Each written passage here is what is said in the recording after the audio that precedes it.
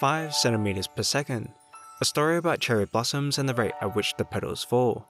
Cherry blossoms symbolizing spring, renewal, and the beautiful fleeting nature of life in Japanese culture, as their bloom period is extraordinarily brief.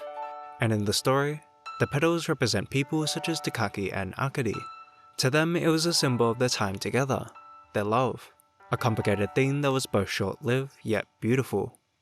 The story of the film begins with a childhood conversation between Takaki and Akari, chasing each other, talking about minuscule things and making a promise to see the cherry blossom again together. In the blooming season of spring, little did they know they were making the most out of their youth and relationship.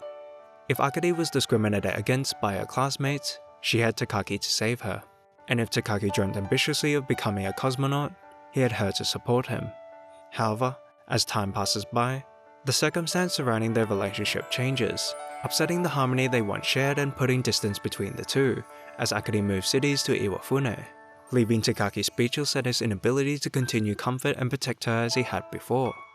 To quell his helplessness, he joined a soccer team to get stronger despite his asthmatic condition, hoping that one day he'd be strong enough to protect Akari where he had felt he had failed before, but that could only keep him busy for so long. The dialogue that was previously shared between the two would shift almost entirely to Akari, while the point of view shifts to Takaki, barely sharing dialogue or screen time with each other as they once had outside of flashbacks, to further signify their separation and strained relationship. And the long stretches of solitary dialogue would make the mood that much more lonely and painful. A full year passes by without seeing each other, with both their lives and relationships stagnating. Letters could only do so much to fill the quiet void that was between them, and the final nail in the coffin would be a second move, but this time from Takaki, to an island known as Tanegashima even further away. In an act of preservation, Takaki decides to reunite with Akari one last time before he leaves while he still has the chance, hoping to see the cherry blossom again. But just like their relationship, the journey wouldn't prove to be so easy.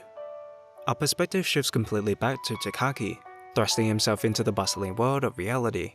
He slowly but surely travels to Iwafune, as we are shown a montage of his past with Akari, further conveying the weight of this journey. But to his dismay, a severe snowstorm continuously delays the train, over and over and over again. His nervousness would turn into desperation and guilt, with frequent shots of the time to convey his anxieties and descent to hopelessness. All he could do was hold on to his memories of Akari, her words, and a letter of his feelings for comfort. But even then, the arduous journey would not just rob him of his promise, but of his words as well, adding salt to the wound. And just like Takaki, the audience is left effectively in the dark from Akari's perspective, unknowing of her situation and thoughts. Despite being closer than he'd ever gotten to her in a year, he'd feel even more disconnected. While letters were far and few in between during their separation, at least the two were loosely connected in thought. But here the loneliness and sense of distance felt more crushing than ever. Nearly 5 hours pass, the promised time goes by, and the silent guilt Takaki feels is overwhelming. But just as he hits his lowest point and the film is at its quietest, well, I'll let the scene speak for itself.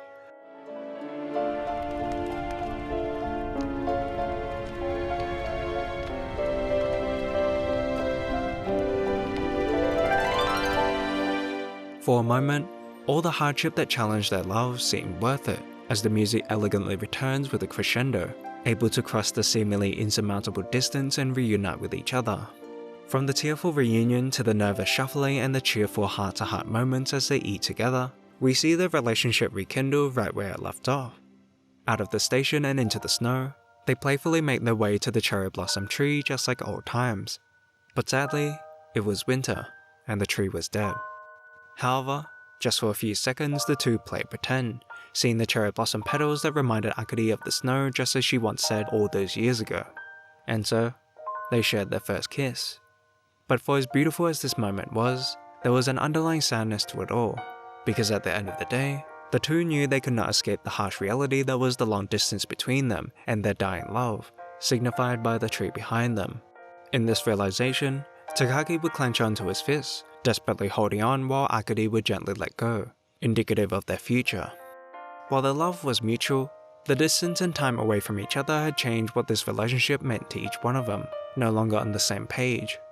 On the surface, it seemed like this kiss to Takaki would be hoped to help him persevere, but in reality, It would be a memory he'd hold on to as a reason not to let go or move forward and accept reality, because to do so would be both painful and frightening, unable to imagine a life without her after being together for so long. While to Akari, this kiss was just that, a farewell. Spending their last time together, while pleasant, the two weren't able to find it in themselves to convey what they wanted to express most within their letters, for one reason or another. For Takaki, the circumstance of his journey would make him lose his words, choosing not to bring it up, whether it be out of guilt, embarrassment, or his sense of ineptitude that had left her in the cold, feeling undeserving of her feelings, as he had broken their promise while Akari had so faithfully kept hers.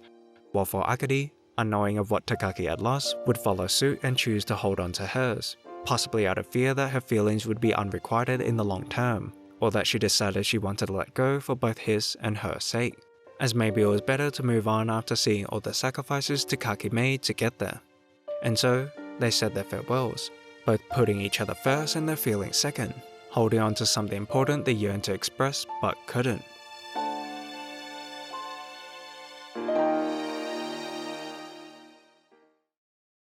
The next episode of the film would focus on a character named Kanae, a classmate of Takaki in his new school who fell in love with him.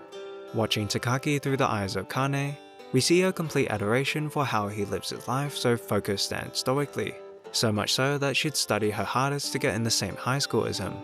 But while she was able to keep herself close enough to admire who she loved, she could not bring herself to make that final step, procrastinating and making the chase for love longer, out of fear of knowing that all her efforts may have been in vain, always following the back of Takaki she was so familiar with, and never being the one in front of him to face the truth. In doing so, she would stand still, unable to move forward whatsoever in her own life, despite having every opportunity to. But as her time with Takaki comes to an end in their final year of high school, she decides to find her inner self to confess, overcoming the wave that kept her standing still for so long. It was now or never. So focused on making that perfect opportunity to confess, however, she never realized how Takaki saw her, or rather, didn't see her.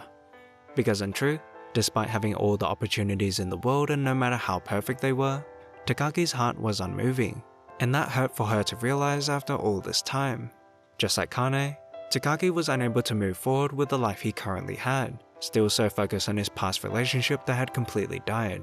And while he may have seemed so sure of himself to Kanae, living such a stoic life and always writing to someone, looking beyond the present, in truth, he was anything but, writing emails that was sent to nobody, unable to look beyond the past, a past that no longer existed, unable to remember Akari's face even in his dream.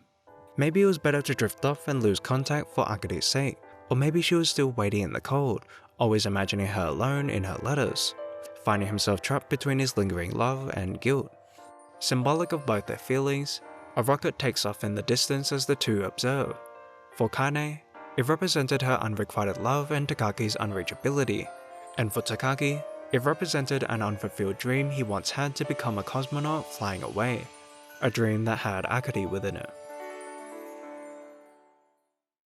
9 years later, Takaki is back in Tokyo, now working as a programmer and has a girlfriend. But we quickly see that for as much as time has passed, he hadn't taken a single step forward, not since that night in the field of snow.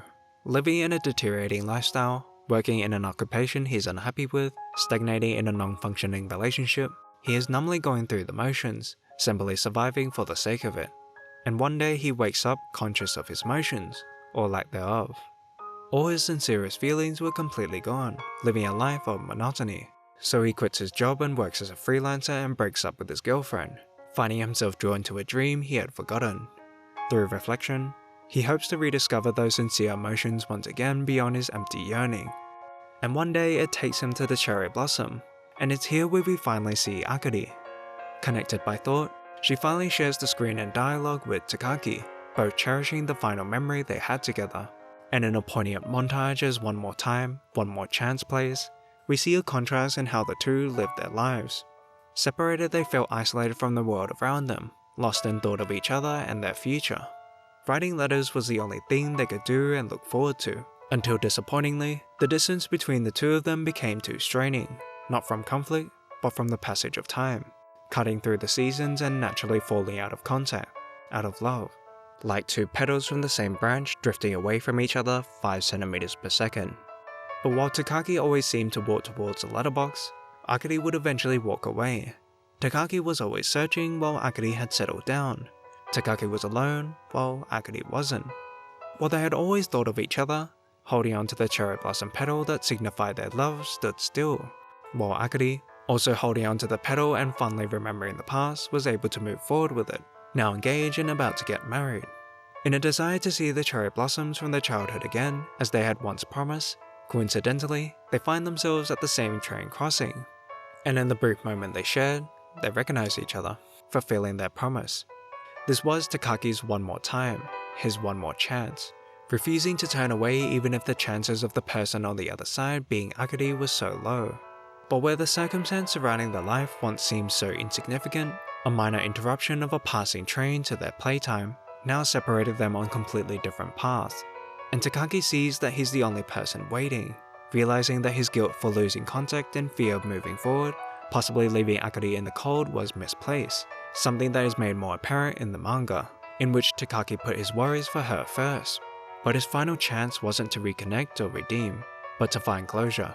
Relieved to realize that Akari had moved on, he could too, mutually finding a new beginning in the season of Cherry Blossom, no longer chasing the past, but what had always been in front of him.